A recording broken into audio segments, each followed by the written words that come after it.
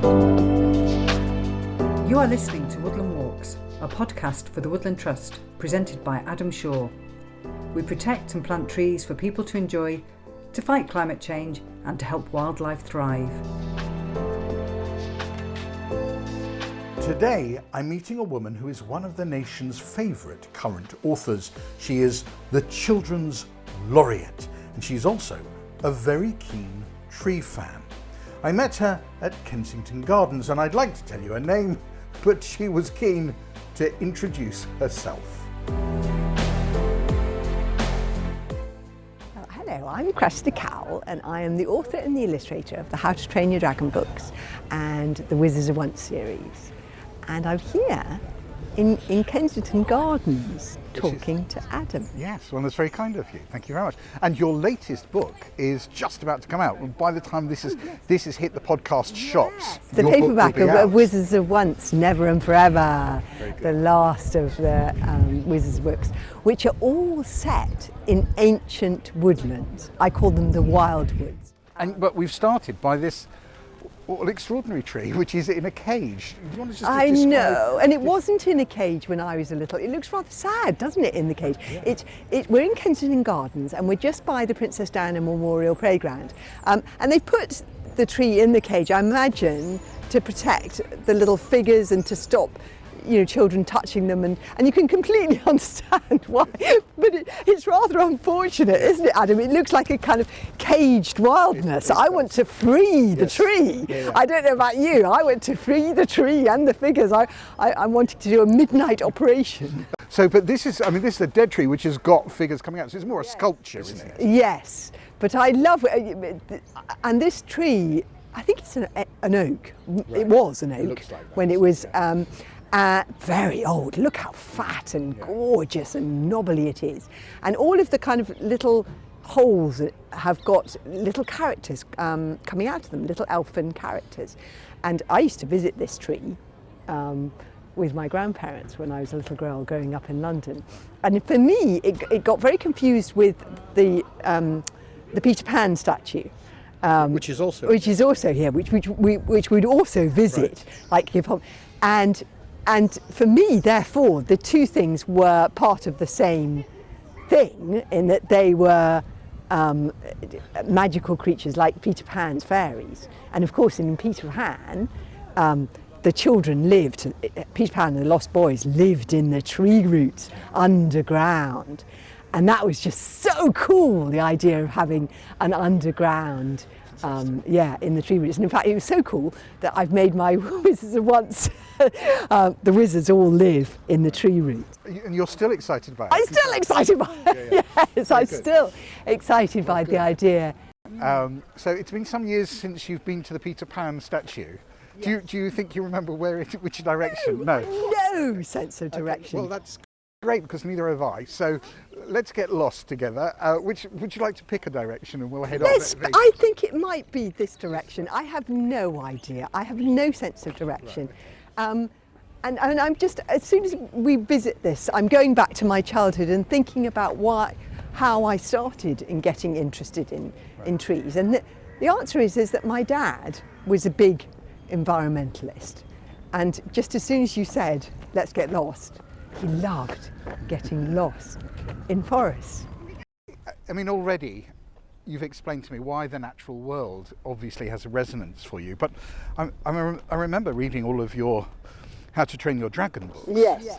And it is a wild and lonely place, the setting of them, and the dragon's the star. Yes. Oh, no, now, okay. So that is set and inspired by a different landscape. So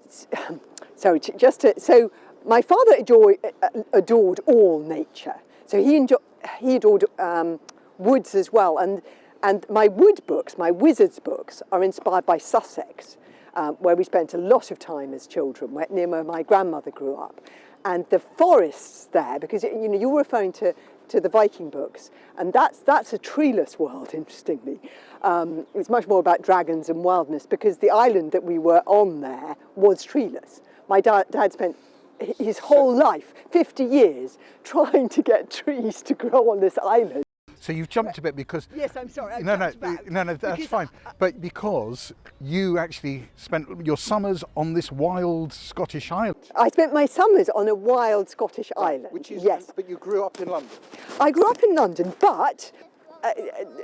and this is why I don't want to lose Sussex. We can come back to it, because that's where Charlton Forest... I mean, I'm making it up. 1,000 hectares of beech forest. Right. Kingly Vale, the oldest trees. I mean, 2,000-year-old yew trees in Kingly Vale. And this was all, that was all in my childhood. So that's where the tree part of my childhood was. The truly wild part of my childhood was the island in Scotland, where we would be dropped off by a local boatman. So these were the Inner Hebrides? That was the Inner Hebrides, yeah. An island so small that when you stood on the top of it, you could see sea all around you. Suddenly to be dropped off by a local boatman, in the beginning, there was no house on the island, my dad didn't have a boat.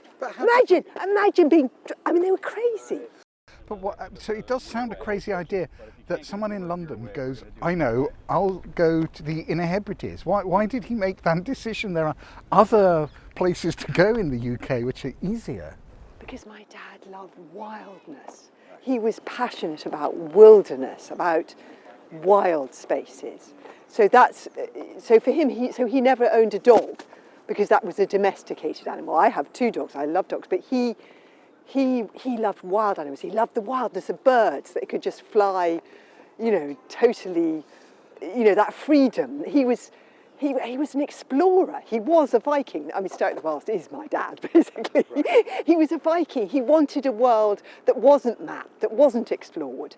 And where do you go in Great Britain? I mean, an island is in the Hebrides is the wildest you can get. So and this tells you my dad, yes. After he died, which is quite recently, so about 3 years ago. Anyway, it feels very recent. Anyway, after he died, we discovered that he had no GPS on the boat, because he thought the GPS would spoil the wilderness experience. Wow. Yeah? Now that's not my type of thinking. My type of thinking is, if you get in trouble, you really want the Coast Guard to know where you are. You want to be able to ring. You see, so that gives you an idea of what he was like. He loved being dropped off and not being able to phone anybody. Nobody being able to get hold of him. He loved that. He wanted to get properly lost. But as a child then? I was terrified. Okay. I thought you were going to say it was a wonderful experience living outdoors, but you were also terrified. It was both. It was. So, but I wonder whether you feel children today have the opportunity to explore that sense of wildness that you had. You were extreme, but people of your generation, did they have more opportunities than now or not?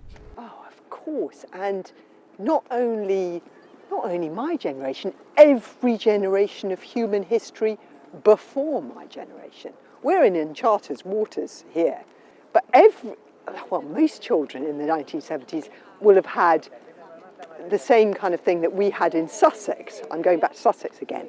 When we were in Sussex, we just again went out on our bicycles, completely unattended, and were told to come back for lunch. But we all, in the 1970s, we just went off unscripted. Yeah. No adult following like a bodyguard. Yeah.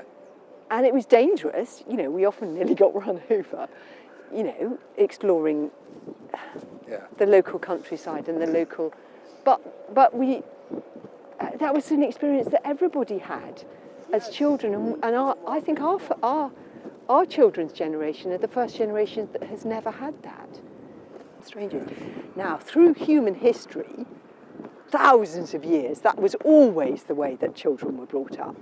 And a lot of these magical, kind of scary magical creatures that now inhabit my books started their life as stories to frighten the children. In order to, the magical creatures were in order, so for instance, something like Jenny Greenteeth, who I think, who appears in lots of different manifestations, was a creature that was supposed to inhabit kind of ponds and lakes and would drag unwary children underneath the waters. Right. But really that would have been made up by the adults, I imagine, to stop the children going too near water, because you had to arm children with all this information and then rely on their own intelligence. And we just don't do that anymore. We follow after them, we stop them, we don't trust them. There seems a sort of an odd coincidence in your life in that compared to the times today. So we're in lockdown, but your early childhood seemed very much like lockdown, wandering around by yourself. I wonder as a child how well you would have coped with the current restrictions. Well, I'd have coped really, really well, because my goodness, my whole life was like that. I don't know if that, I mean, in the sense, well, although I would have been very lucky if I was on the island or something like that, because you could just play totally unsupervised in dinghies and climb caves looking for dragons, and but also I had my imagination. I mean, if it rained a lot in Scotland, and so I read a lot of books, and then I made up worlds and characters, and I read books aloud to my siblings because I was in charge of the entertainment section. Right. I was the eldest, and again, you didn't entertain children, you just told them to. So I think I'd have coped pretty well. It is odd that magic and fantasy are such a central part of children's literature, so much so that we don't even question it. But why do you think that is important? It's a number of reasons. One of the reasons is that children are the most creative people in the world because they don't know the rules yet. And so many things that adults we take for granted, children are just coming new to. So they're endlessly questioning. Einstein, very clever man, put his finger on it when he said, if you want your children to be intelligent, read them fairy tales. If you want them to be more intelligent, read them more fairy tales. Another Einstein quote that I love is, no problem can be solved with the same mindset that created it. Yeah? So he was very interested, even though he was a scientist, in creative thinking. And I think we've just seen the extraordinary value of human imagination, which is represented, I think, in fantasy, and creativity in the response to the pandemic, which I find so hopeful, because we face huge challenges on an environmental scale to do with, it's the biggest challenge really facing us as humanity, of the environmental challenges facing us now. And we've just seen what we can do within an extraordinarily short space of time. We have found these vaccines. I mean, that's just astonishing. Yes. And I think it just shows what the human creative brain can do if we put our minds to it. And we need to do it with the environmental challenges as well. So I find that very hopeful. So that's one reason. Another reason fantasy is such a big theme, is that children often, I think, feel very powerless. They're always being told what to do all the time. I mean, we don't mean to as adults, we're teachers and parents, and so the idea that they could secretly have a magical power, that they could move things with the power of their brain and be totally powerful, is intoxicating to a child. That's also why there are so many books for children where the children are having the adventures, no parents, the child is either an orphan or the parent is somewhere else, So that's another big reason. And one of the reasons also I think that fantasy is so fascinating even for adults. There's always surveys that keep on coming up where adults say that their favourite book is Lord of the Rings. And everybody is, oh, how horrifying, infantilised, our infantilised adult population. I think no, it's because often these children's books, and Tolkien, very serious academic, but he was dealing with good and evil.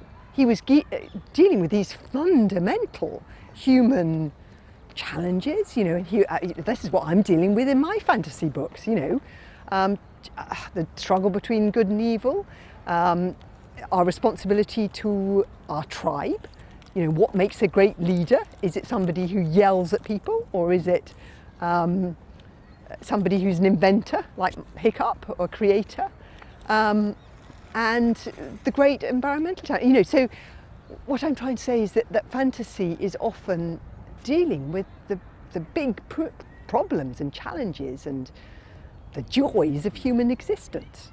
It gets cutting to the chase often, whereas adults get distracted by, money and I don't know, adult things.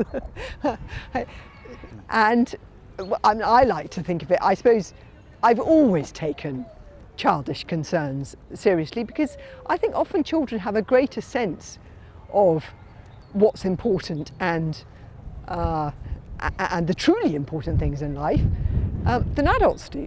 I mean, it's no surprise to me, for instance, that Greta Thunberg, the person who is leading the biggest world global kind of campaign to do something about the environment, is in fact a child. Yeah. Because and essentially it goes back to what we were talking about earlier. An adult would just think what she's done is impossible, but she's a child, so she doesn't believe in the impossible. So it's not a surprise to me that she's spearheading this global campaign, along with darling David Attenborough. But how much children have to teach us, and they are looking ahead at their lives, and they're seeing you don't need to convince a child of the importance of the environment and looking after it. Children know. It's the adults who lose their way along the way. Are you optimistic about the future of the environment? Well, I am optimistic, partly because I'm optimistic about the human ability to do good as well as the human ability to destroy and do bad. I think it's another children's book writer, E.B. White, who wrote a wonderful book called Charlotte's Web, wrote some very inspiring words about this, and he said something about, it was wind the clock. Somebody wrote to him in a despairing way, and he said, wind the clock. And he said, man's capacity to get himself into trouble, his curiosity, his inventiveness has led us into some very dark places. I think it was just after the Second World War. But what you have to hope for is that his creativity, his ingenuity will enable him to claw his way out again. Those same qualities that led him into a dark place can lead him into a happier place. So hang on to your hat, he said, hang on to your hope, and wind the clock, for tomorrow is another day. And I think that's I live my life by that. You have to believe in the impossible. You have to believe in the creativity of children, in the creativity of human beings, and their ability to clever their way out of it. That's why my heroes are always intelligent. That's their superpower, their magical superpower, is their intelligence, their creativity. Because this is what we're relying on. We're relying on all those people who already are working out ways that we can reduce our environmental impact, which people are. I mean, they're trying to, they're trying to produce crops and even animals, cows that produce less methane. I mean, people are out there dedicating their lives to those sort of things, and we need to know about that. We need to know about that so that we don't just totally despair. Because if people despair, they tend to carry on behaving badly. So, to be hopeful is a truly active and important thing to be. Not to despair, yes. To focus on the good things that are going on and try and encourage them, and to know, to take responsibility as well. We all have to take responsibility for our choices, our environmental choices. We need to be reminding ourselves all the time about that. That is an interesting message, isn't it? That because especially the environmental debate is often one surrounded by doomsday talk, but the power of hope is often underestimated and not given the spotlight it might otherwise deserve. Yes. Yes, and we need to hang on to that because, as I say, otherwise if people despair, they just think, what's the point of this problem? That's one of the problems with adults. Bless us, we're very nice adults, but we do tend to despair and we get very gloomy and then we think, what's the point? Yeah. But whereas, you've got to talk to your childish side of yourself and believe in the things that and the things that are going on. I think more attention needs to be given in the news to all the positive things that are going on, and to try and to concentrate on the things that you can do. You're only a little. I keep on quoting from from children's books. I'm now going to quote from Matilda, the stage musical, which is, "You're little. I'm only little, but I can do a lot. Don't let a little thing like little stop you." The children's book writers are often, and going back to the Lorax, wonderful Dr. Seuss's wonderful environmental messages in the Lorax, the things that we can do. Yeah. Take the truffula seed. It's the very last truffula seed of them all. Plant it with care and feed it fresh air.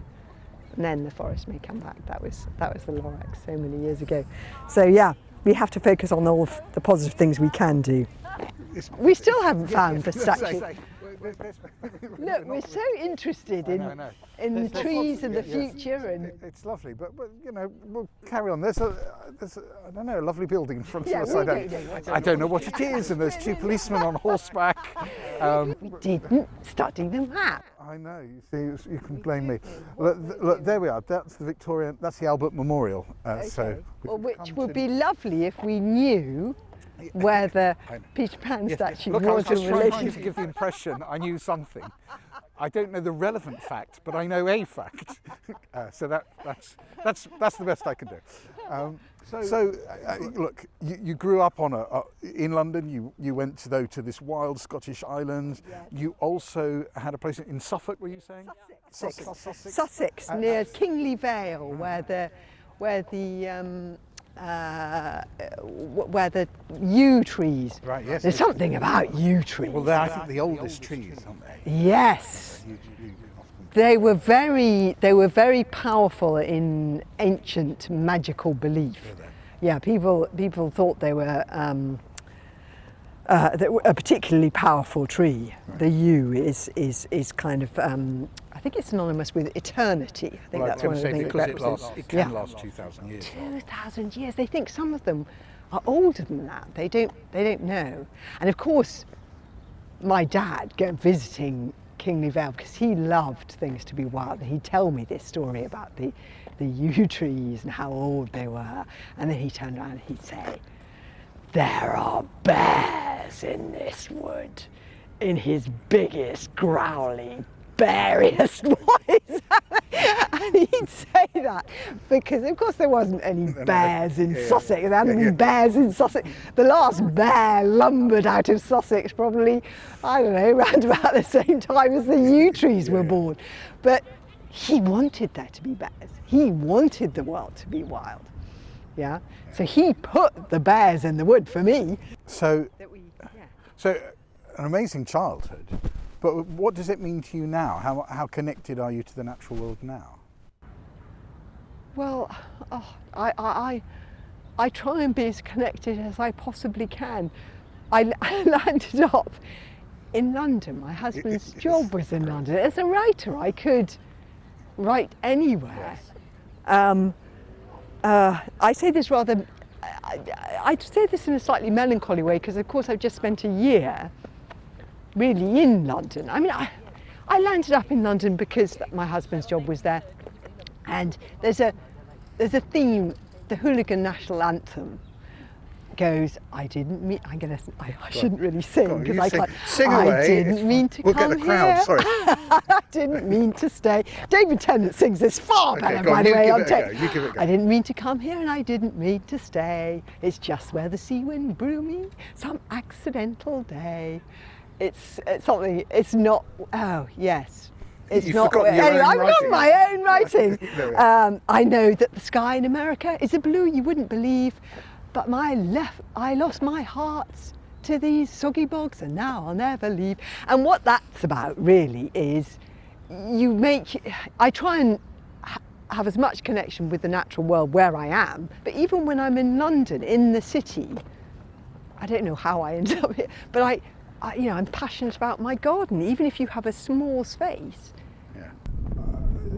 It has been, I think, one of the most fascinating conversations, and we've done a lot of these. Perhaps unsurprisingly for an author, you're immensely quotable, so some amazing lines. But I'm afraid in the midst of my fascination with you, I have dragged you off somewhere else because we're now by a lake. Oh, which is that's the round pond. I know that, right, but I've no We didn't come idea. this way, did we? Oh no! Actually, but I remember that statue. So maybe Oh my goodness, we've got totally lost. I think maybe we're just a path to separate. I think it's right. Are you confident that we're going back in the right direction? I am, because I remember that statue, because I thought, is that Peter Pan? I thought, no, it's not Peter No, Pan. it's somebody on a horse. It's somebody on a horse. So I remember it. Squinting in the sunlight. Yeah. So finally, I mean, this is the book which is just coming out, is the final one in the series? Yes, it's the final one in the series. So what's next? Well, I'm not allowed to say. You're not allowed to say. Actually, because I'm Career just as a writing. secret agent. It's because I haven't told anybody yet. Actually, I'm just creating a whole new world, which is quite ambitious. Yes, Yes. Well, it always is, because as soon as you're in, I wrote 12 dragon books, and then 4 Wizards of Once books. And as soon as you're in the world and you know what the rules are and it's kind of easier. But when you're creating a whole world from scratch with the characters and the locations and the themes, and it's much harder. It's much harder because you don't know what. Adam, are we lost? I promised you I'd get lost. I said there's a theme. Yeah. Let's head that way. No, are you sure that shall I try? I'm fairly sure. Shall I try and? Do you want to call your husband? Well, hang on. Where are? Look! I'm going to look at. I do have maps. Well, let's say. So where are? Oh, that would tell us. So this is where we are, and we're supposed to be going. Do you know where we're meant to be going? Yeah, we're going to Lancaster Gate. Okay, so aren't we? So, aren't we going to Lancaster Gate? Oh, what's it? Well, that's me. That's me losing the nation's children's laureate. If you do see her wandering around London, please do offer to help. Anyway, let's leave Cressida trying to find her husband. But since she is the children's laureate, I thought it would be good to hear from one of our younger listeners, India, who's been exploring a wood for us and made us this mini podcast. 4, 3, 2, 1. Ready or not, here I come. I'm coming to look for you, India, and Mummy Joel's. There's so many trees and there's a few rocks. Oh, there she is. You're not meant to give yourself away. So, do you like coming to the woods, India? Yeah, and we splash in muddy puddles. We splash in the muddy puddles. Yeah, and I collect things. What do you collect in the woods? Pine cones, Yeah. leaves, swordies, What's these? What's in your pocket right now? What have you been collecting today? some Acorns. and a seed. You found a seed as well, didn't you? Seed. India, can you tell me, how does it make you feel when we come to the woods? Happy, Does it make you happy? Why does it make you happy? because I collect things. What can you hear that's under your feet right now? Leaves. Yeah. Okay, come on then, let's carry on up this way. Daddy, Yeah? this is the better place to play hide and seek. Oh, why is that? Because it's got so many trees. Ah. Is it easy to get lost in the woods? Yeah, Why? because we don't have a map or a compass. Ah, okay, that's good thinking.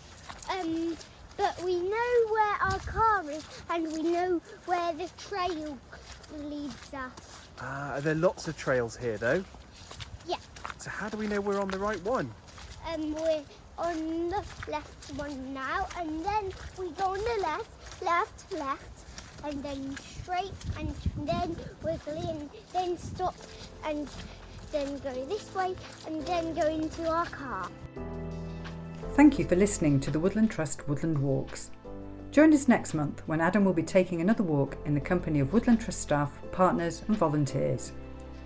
And don't forget to subscribe to the series on iTunes or wherever you're listening to us, and do give us a review and a rating. And why not send us a recording of your favourite woodland walk to be included in a future podcast? Keep it to a maximum of 5 minutes, and please tell us what makes your woodland walk special. Or send us an email with details of your favourite walk and what makes it special to you. Send any audio files to podcast@woodlandtrust.org.uk, and we look forward to hearing from you.